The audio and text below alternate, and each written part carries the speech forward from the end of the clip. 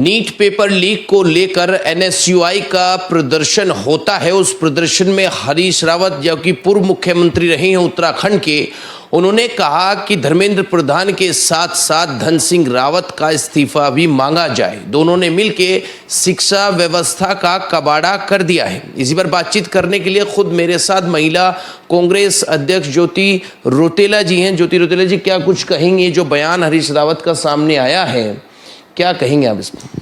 जी, मुझे लगता है कि हरीश रावत जी जैसे व्यक्ति ने अगर ये बात बोली तो बिल्कुल ठीक बोली है, क्योंकि धन सिंह रावत जी भी जब से हमारे शिक्षा मंत्री बने हैं, उन्होंने इस प्रदेश की जो शिक्षा का स्तर और गिराया है। साथ साथ पता नहीं कितने सरकारी स्कूल उन्होंने बंद कर दिए। तो धर्मेंद्र प्रधान जी और धन सिंह रावत जी, जो नीट का पेपर लीक हुआ और जो शिक्षा का स्तर इस प्रदेश में, इस देश में गिरा है, जिस तरीके से प्राइवेट स्कूलों की फीस तो बढ़ गई और सरकारी स्कूल को बंद करवाने का काम सरकार ने करा है, तो मुझे लगता है कि हरीश रावत जी ने जो बात बोली वो बिल्कुल सही बोली है कि धन सिंह रावत जी का इस्तीफे की मांग में होनी चाहिए। क्या कुछ कहेंगे मैम? जिस तरीके से एक के बाद एक जो है पेपर लीक की घटनाएं सामने आती हैं, प्रोटेस्ट होता है जंतर मंतर पे, सीजीपी जो है वो कोई मूवमेंट चलाता है कि भाई धर्मेंद्र प्रधान इस्तीफा दें, क्या कहेंगे आप इस पर कि भाई सरकार में बदलाव होना चाहिए, जो शिक्षा नीति है उसमें कोई बदलाव होना चाहिए? देखिए, जब कांग्रेस की सरकारें होती थी और उन पे आरोप लगते थे तो हमारे सरकार में लोग जिम्मेदारी लेते थे और इस्तीफे दिए जाते थे।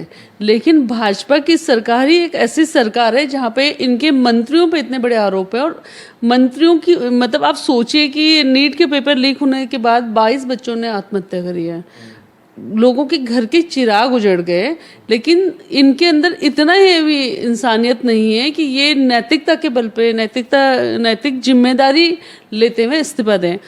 एप्स्टीन फाइल में हरदीपुरी का नाम आया तो हम सबने इस्तीफे की मांग करी। मतलब सोचिए कि वो एप्स्टीन फाइल कितना बड़ा, मुझे लगता है इस देश का, इस प्रदेश का, इस दुनिया का सबसे घिनौना जो काम है एप्स्टीन फाइल में जो लोग हैं उन्होंने करा, लेकिन उसमें हरदीपुरी का इस्तीफा नहीं हुआ।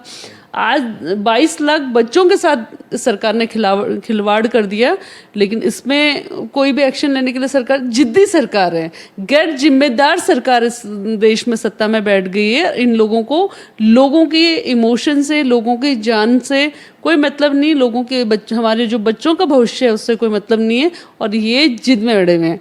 आज ये बोलते हैं कि आर्मी जाएगी, एयरफोर्स के हेलीकॉप्टर से जाएंगे पेपर्स। मतलब आप सोच लीजिए कि कितना बड़ा मजाक है। मतलब ये कह रहे हैं कि ये सक्षम ही नहीं है कि ये पेपरों को सही तरीके से करवा पाए, और ये पहला पेपर नहीं, पिछले 12 साल में जब से केंद्र में सरकार है 72 पेपर लीक हुए हैं जो इस सरकार में हुए हैं। तो देखिए, जो भाजपा की सरकार है, ये बातें भले बड़ी बड़ी करी हो, लेकिन आज इसने इस देश के भविष्य के साथ, इस देश के बच्चों के भविष्य के साथ, इस देश के साथ बहुत बड़ा खिलवाड़ करने का काम किया। एसआईआर की प्रक्रिया जो है वो शुरू हो गई है उत्तराखंड के अंदर। कांग्रेस का क्या कुछ स्टैंड रहेगा एसआईआर को लेकर?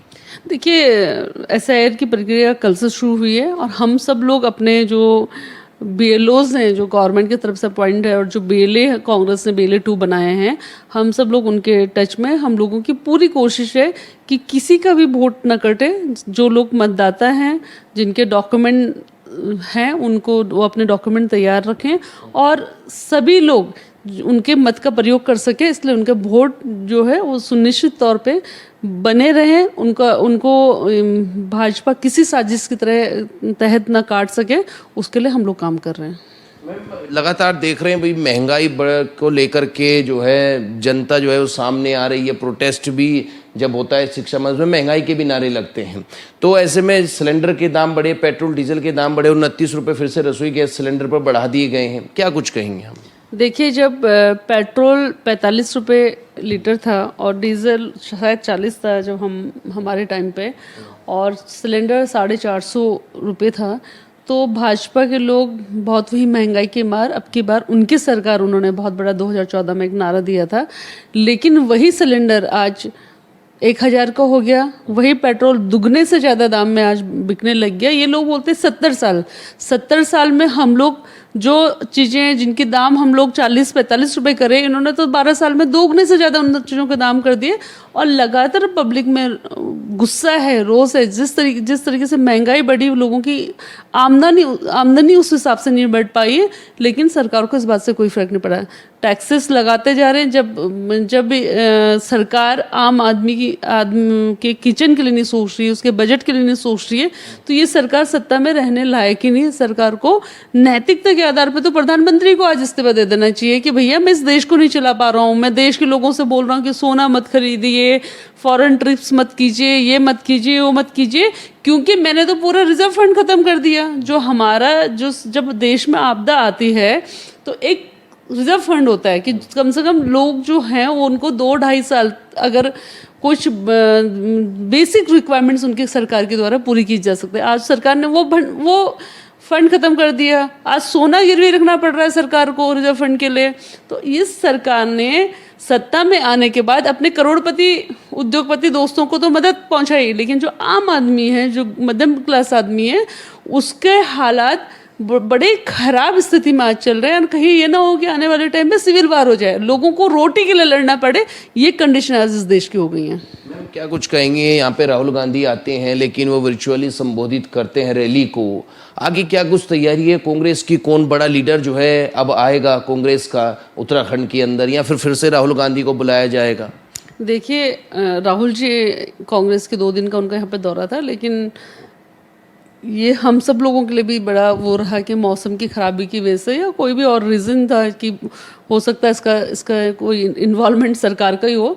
लेकिन मैं जब तक मुझे सच्चाई नहीं पता मैं उस पर कोई आरोप नहीं लगाऊंगी। लेकिन राहुल जी हमारे बीच नहीं पहुंच पाए, लेकिन बहुत अच्छे ये तो कि वर्चुअल रूप से उनसे बातचीत हो पाई। उन्होंने एक संदेश इस प्रदेश के लोगों को दिया और लोगों में बहुत उत्साह था। मैं खुद पौड़ी में थी, बाकी लीडर्स हमारे सीनियर लीडर्स अल्मोड़ा में थे। जो माहौल इस वक्त हम लोगों ने देखा, उससे हम लोग भी बहुत कॉन्फिडेंट हुए कि भाई लोग बदलाव चाह रहे हैं और सरकार कांग्रेस की आने वाली है। आने वाले टाइम पे, क्योंकि अब चुनावी स्टेट है, तो सारे बड़े लीडर्स जो भी हमारे सीनियर लीडर्स हैं वो ज़रूर इस प्रदेश में आएंगे। सभी लोगों का आना होगा। मैं खुद प्रियंका जी से भी बीच में मिली थी, तो उन्होंने भी बोला था कि मैं आऊँगी उत्तराखंड। मैंने उनको बोला था कि मैम प्लीज़ आप विजिट कीजिए। बातें मैम उत्तराखंड को लेकर के हुई प्रियंका गांधी से? देखिए, बहुत सारी चीज़ें थी। मैं मैम से अपॉइंटमेंट ली, कुछ मेरे संगठन से रिलेटेड था, उत्तराखंड के बारे में, उत्तराखंड के हालात के बारे में उन्होंने पूछा, और लोगों के जो पॉइंट ऑफ व्यू वो सारी चीज़ें उन्होंने पूछी। और बहुत ही मैं बोलती हूँ कि अगर इस देश के जो टॉप फैमिलीज़ के लोग हैं वो इतने हम्बल हो सकते हैं, जैसे प्रियंका जी ने जिस तरीके से बातचीत करी, सब चीज़ें सुनी और जो सुझाव उन्होंने मुझे भी दिए, तो मुझे लगता है कि फिर हम जैसे कार्यकर्ताओं का मनोबल और कांग्रेस पार्टी के जो एक आम कार्यकर्ता है उसका मनोबल बहुत हाई होता है। तो प्रियंका जी ने भी बोला है कि वो इलेक्शन से पहले ज़रूर उत्तराखंड विजिट करेंगी। हमने भी उनको बोला है कि कुछ वुमेन कन्वेंशन मैं कराना चाहती हूँ, उसमें वो आएँ, तो उसमें हामी भरी है। तो देखिए किस तरीके से महिला कांग्रेस अध्यक्ष ज्योति रौतेला ने कहा कि इस बार जो है जनता बदलाव करेगी प्रदेश के अंदर। हालांकि देखना होगा कि आने वाले चुनावों में क्या कुछ होता है। फिलहाल इतना ही। मैं प्रशांत धीमान, कैमरामैन तिलक शर्मा के साथ HNN न्यूज़ देहरादून।